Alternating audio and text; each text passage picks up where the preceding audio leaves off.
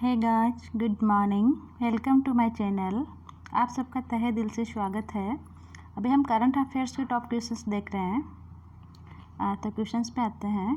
Question number first है, हाल ही में किस राज्य सरकार ने राज्य में गौ पालन को लाभप्रद बनाने, गोबर प्रबंधन और पर्यावरण सुरक्षा के लिए गोधन न्याय योजना शुरू करने का फैसला किया है? छत्तीसगढ़, बिहार, पंजाब, कर्नाटक। तो ये गोधन न्याय योजना जो है छत्तीसगढ़ सरकार ने शुरू किया है।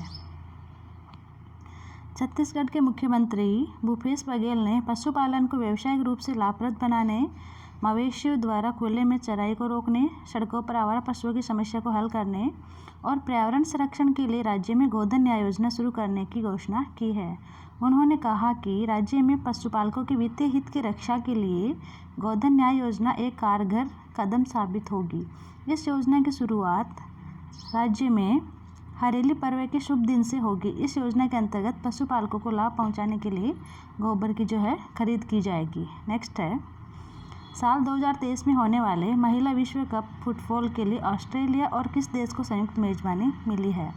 रूस, चीन, ब्राज़ील, न्यूजीलैंड। तो ये ऑस्ट्रेलिया और न्यूजीलैंड को मिली है। 2023 में होने वाले महिला फुटबॉल वर्ल्ड कप की मेजबानी ऑस्ट्रेलिया और न्यूजीलैंड को मिल गई है। जापान पहले ही इस टूर्नामेंट की मेजबानी से पीछे हट गया था। इसके बाद ऑस्ट्रेलिया और न्यूजीलैंड की दावेदारी काफ़ी मजबूत हो गई थी। फीफा ने कहा कि ऑस्ट्रेलिया और न्यूजीलैंड के फुटबॉल फेडरेशन को 35 वोटों में से 22 वोट हासिल हुए, जिससे वो इस टूर्नामेंट की मेजबानी लेने में सफल हो सके। ऑस्ट्रेलिया न्यूजीलैंड ने इससे पहले कभी महिला विश्व कप की मेजबानी नहीं की थी। यह पहला अवसर होगा जब दोनों परिसंघ मिलकर जो है विश्व कप का आयोजन करेंगे। भारतीय रेलवे ने बड़ा फैसला लेते हुए सभी नियमित मेल, एक्सप्रेस और यात्री ट्रेन सेवाओं के साथ उपनगरीय ट्रेनें कितनी तारीख तक जो है रद्द की है? 12 अगस्त, 12 जुलाई, 15 सितंबर और 31 अगस्त। ये 12 अगस्त तक सभी ट्रेन जो है रद्द कर दी है। कोरोना के लगातार बढ़ रहे मामलों को देखते हुए रेलवे ने सभी रेगुलर ट्रेनों को रद्द कर दिया है। रेलवे बोर्ड ने गुरुवार को कहा कि सभी नियमित मेल, एक्सप्रेस और यात्री ट्रेन सेवाओं के साथ उपनगरीय ट्रेनें 12 अगस्त तक रद्द रहेगी। उन्होंने बताया कि सभी स्पेशल ट्रेनें चलती रहेगी। इससे पहले रेलवे ने 30 जून तक सभी ट्रेनों को रद्द किया था। कैंसिल की जा रही ट्रेनों की टिकट का पूरा पैसा जो है रिफंड होगा और रेलवे के मुताबिक यात्री अपने टिकट का पैसा रेलवे के काउंटर से जाकर ले सकेंगे।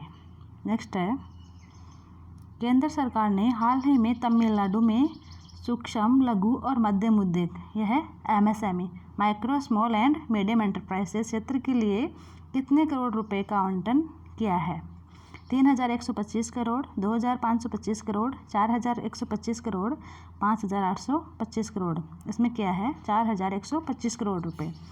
केंद्र सरकार ने तमिलनाडु में सूक्ष्म, लघु और मध्यम उद्यम क्षेत्र में नई जान फूंकने के लिए 4,125 करोड़ रुपए का आवंटन किया है।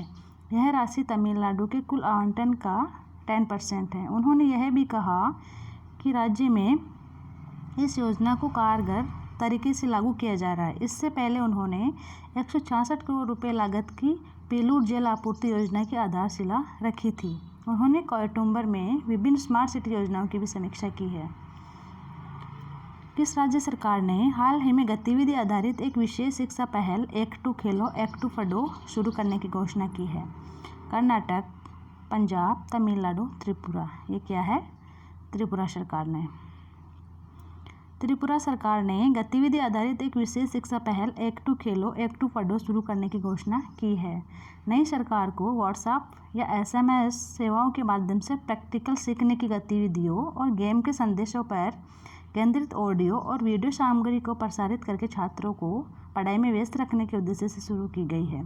इस नई योजना को अभिभावकों के स्मार्टफोन के माध्यम से एक्सेस किया जा सकेगा और यदि छात्रों के कोई स्मार्टफोन उपलब्ध नहीं है तो वह पढ़ाने के लिए SMS सेवाओं का उपयोग कर सकेगा। नेक्स्ट है, माली गणराज्य ने NTPC को कितने मेगावाट क्षमता वाले सोलर पार्क के विकास के लिए परामर्श परियोजना का अनुबंध दिया है? 120 मेगावाट, 500 मेगावाट, 1000 मेगावाट, 270 मेगावाट। दिया है 500 megawatt.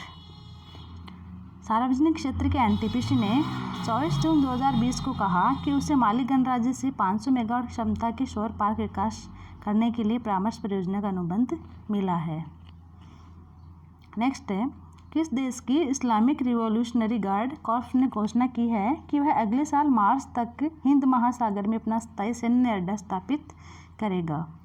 Iraq, Afghanistan, Iran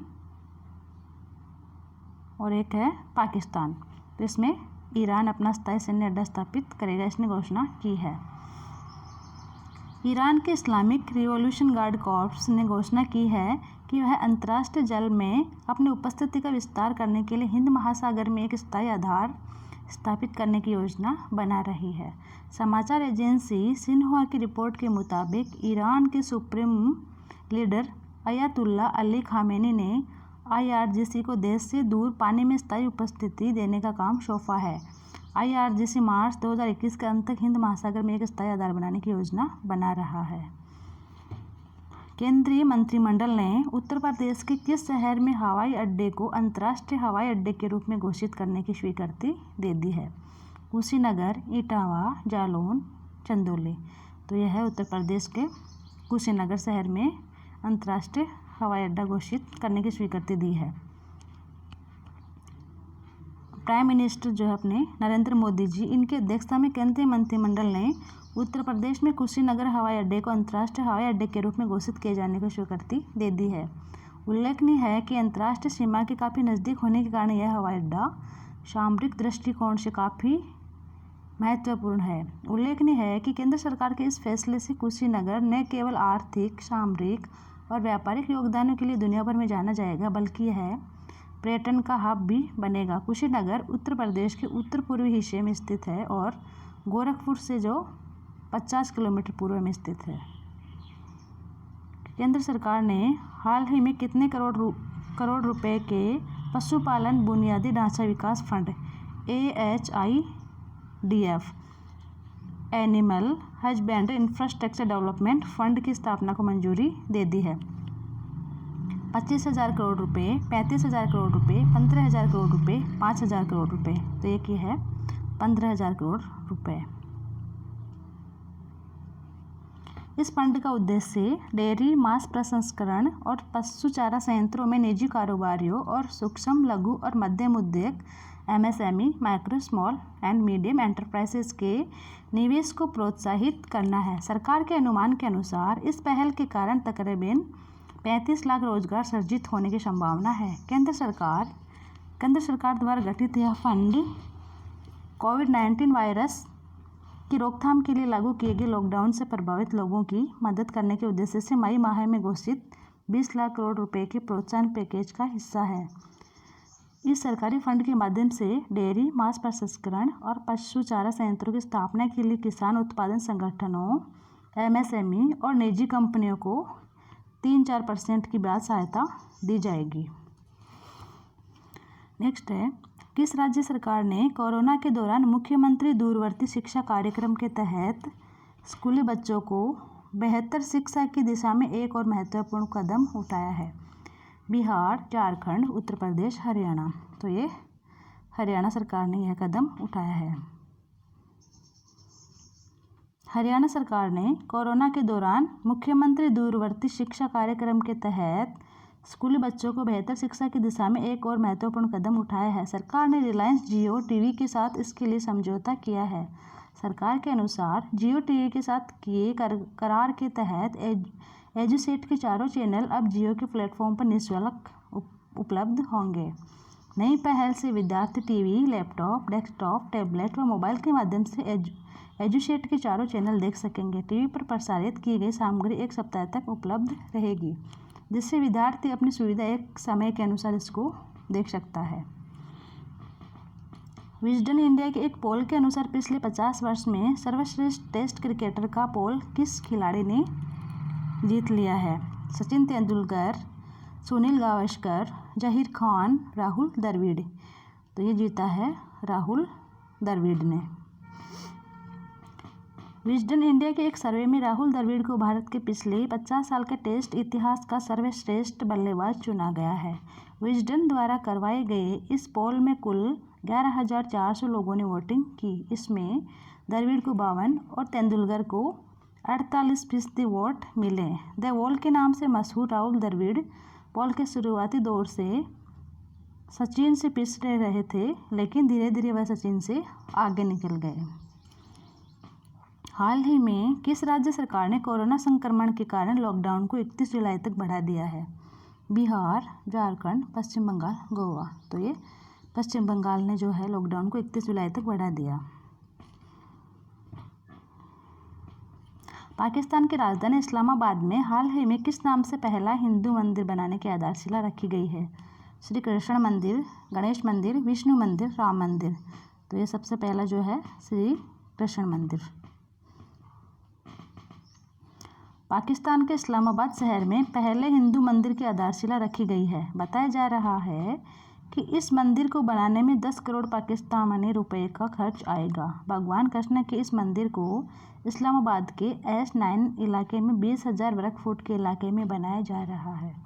Islamabad Hindu panchayat ने इस मंदिर का नाम श्री कृष्ण मंदिर रखा है।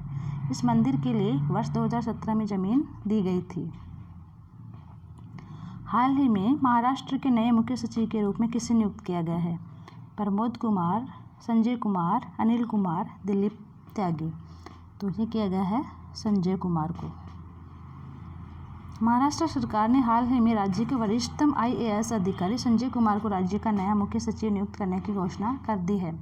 मुख्य सचिव अजय मेहता 30 जून को सेवानिवृत्त होंगे। संजय कुमार 1 जुलाई से कार्यभार संभालेंगे। वर्तमान मुख्य सचिव अजय मेहता को मुख्यमंत्री के प्रधान सलाहकार के रूप में नियुक्त किया गया है।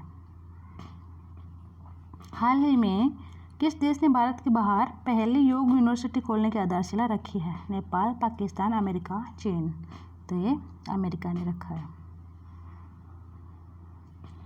भारत ने फिलिस्तीनी शरणार्थियों के कल्याण के लिए काम करने वाले संयुक्त राष्ट्र राहत और निर्माण एजेंसी है UNRW, the United nation relief and works agency, को कितने मिलियन अमेरिकी डॉलर की सहायता राशि देने की प्रतिबद्धता जताई है? 20 मिलियन अमेरिकी डॉलर, 40 मिलियन अमेरिकी डॉलर, 10 मिलियन अमेरिकी डॉलर, 31 मिलियन अमेरिकी डॉलर। तो देना है जो 10 मिलियन अमेरिकी डॉलर। इस राशि का भुगतान आने वाले 2 वर्षों में किया जाएगा। यह 10 मिलियन अमेरिकी डॉलर राशि का भुगतान वर्ष 2020 में दिए जाने वाले 5 मिलियन अमेरिकी डॉलर से अलग किया जाएगा। इसके अलावा भारत ने कोविड-19 महामारी का मुकाबला करने में मदद के रूप में फिलिस्तीन को जीवन रक्षक दवाएं मुहैया कराने का भी वादा किया है। भारत सरकार द्वारा 10 मिलियन अमेरिकी डॉलर के योगदान की घोषणा UNRWA के लिए आयोजित आभासी मंत्री स्तरीय सम्मेलन के दौरान की गई।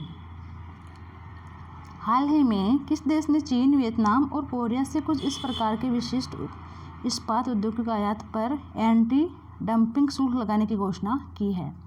नेपाल, बांग्लादेश, भारत, रूस। तो ये एंटी डंपिंग शुल्क लगाने की घोषणा की है भारत ने। हाल ही में भारत ने चीन, वियतनाम और कोरिया से कुछ प्रकार के विशिष्ट इस्पात उत्पादों के आयात पर एंटी डंपिंग शुल्क लगाने की घोषणा की है।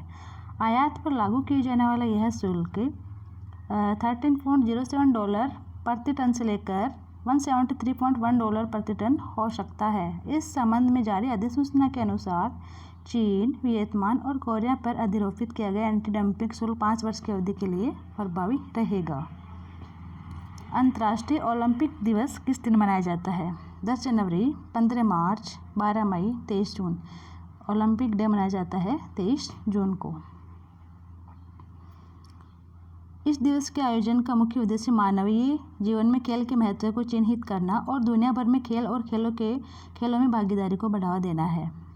अंतर्राष्ट्रीय ओलंपिक समिति की स्थापना हुई थी 23 जून 1894 को। कहाँ की गई थी? पेरिस में।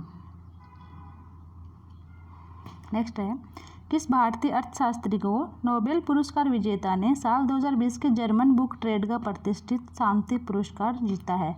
अमर्त्य सेन, मनमोहन सिंह, रघुराम राजन, विजय शंकर व्यास। ये जीता है अमर्त्य सेन ने।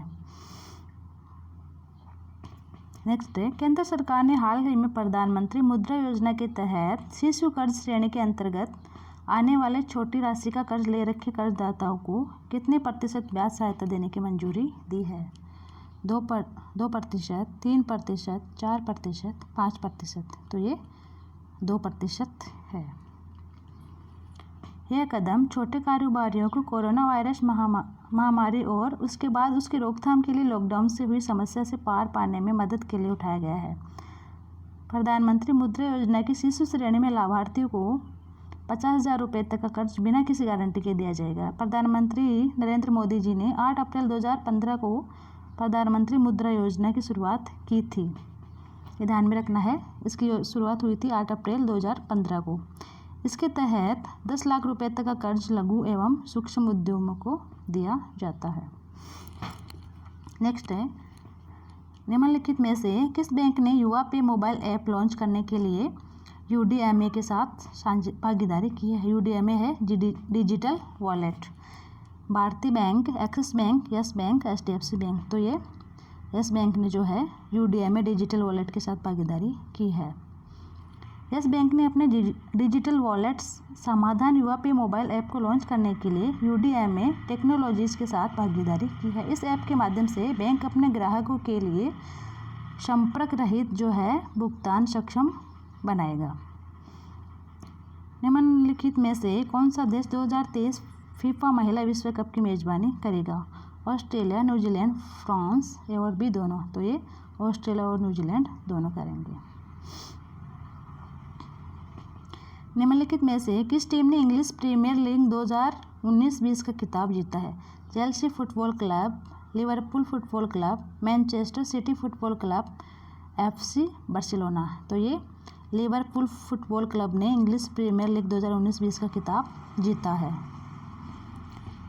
निम्नलिखित में से किस राज्य ने उद्योगों में नए निवेश को आकर्षित करने के लिए महापरवाना योजना शुरू की है? गुजरात, महाराष्ट्र, तेलंगाना, उत्तर प्रदेश। तो ये महाराष्ट्र सरकार ने स्टार्ट की है। महाराष्ट्र राज्य सरकार ने उद्योगों में नए निवेश को आकर्षित करने के लिए महापरवाना योजना शुरू की है। यह योजना प्रोत्साहन और एकल खिड़की निकासी प्रणाली की पेशकश करेगी। अट्रैक्ट फ्रेश और क्लियरेंस सिस्टम 50 करोड़ या उससे अधिक के निवेश प्रस्ताव वाले कंपनियों को आश्वासन पत्र महापरवाना के साथ नए विभागों से मंजूरी मिलने पर छूट मिलेगी।